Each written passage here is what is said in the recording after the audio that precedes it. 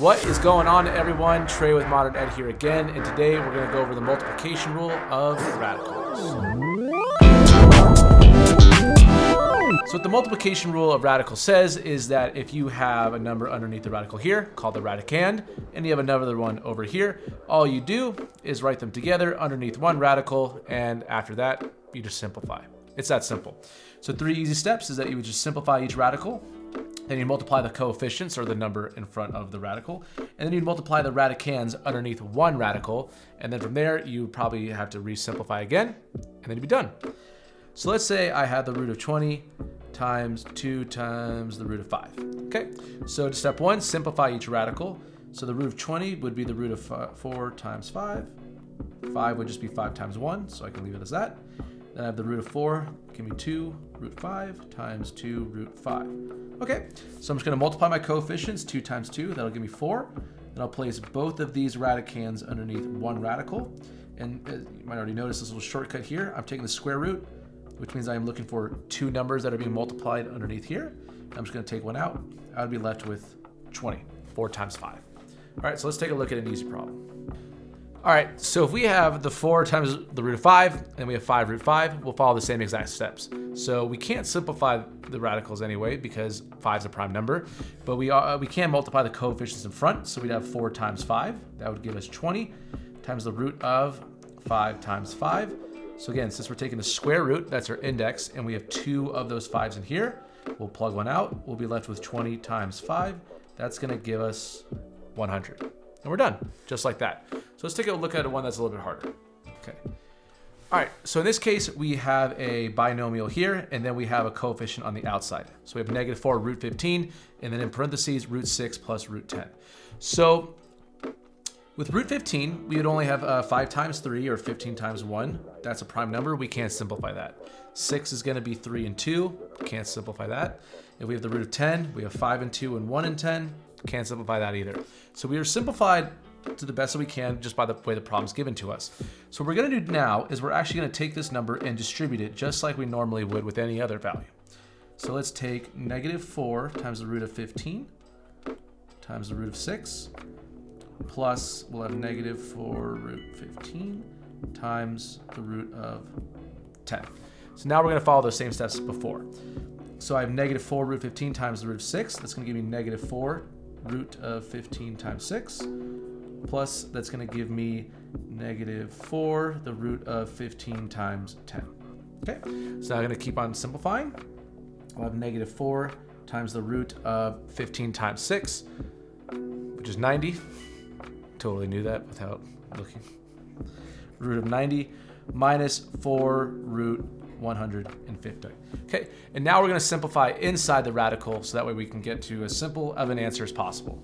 So here we'll have negative 4. I'm going to choose 10 and 9. That's 4. I'm going to choose 25 and 6. Okay, so I just chose 2 factors and wrote it underneath the radical as my radicands. So these are both square roots. So I have 10, which is going to be 1 and 10 and 5 and 2. Never mind the outside traffic. Then I have the root of 9, which is going to be 3.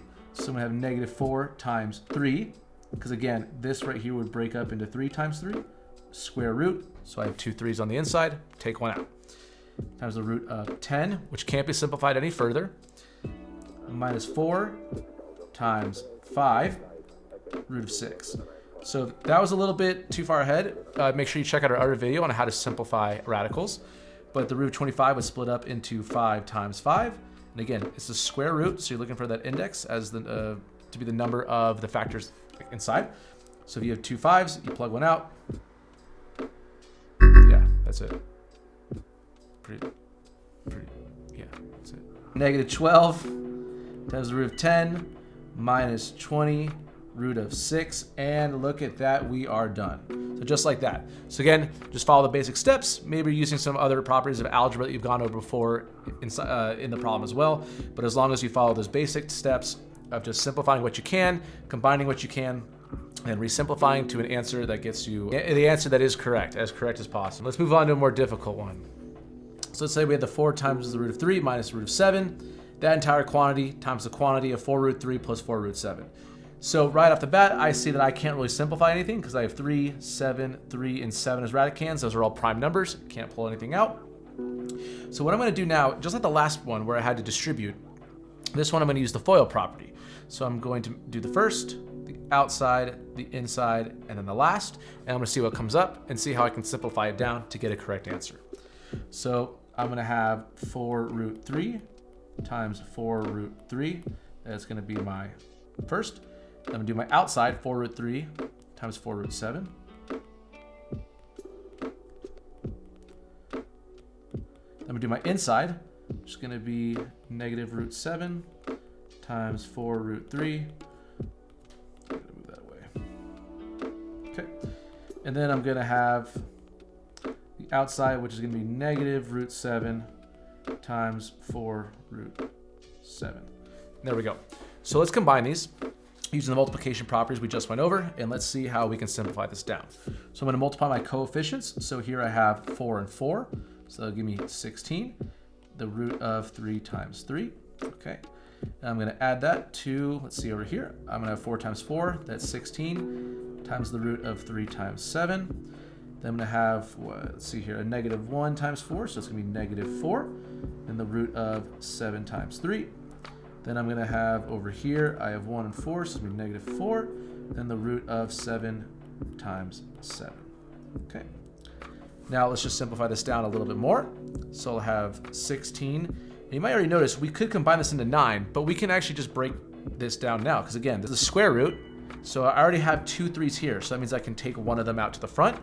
So I'll actually have 16 times 3 plus 16 times the root of 21. That's going to be stuck there. Then I have 4 root 21. Then over here I have minus 4 times the root of 7 times 7. Again, I have 2 7s, square root of 7 times 7. So I can plug one of those out. That's going to be minus 4 times 7.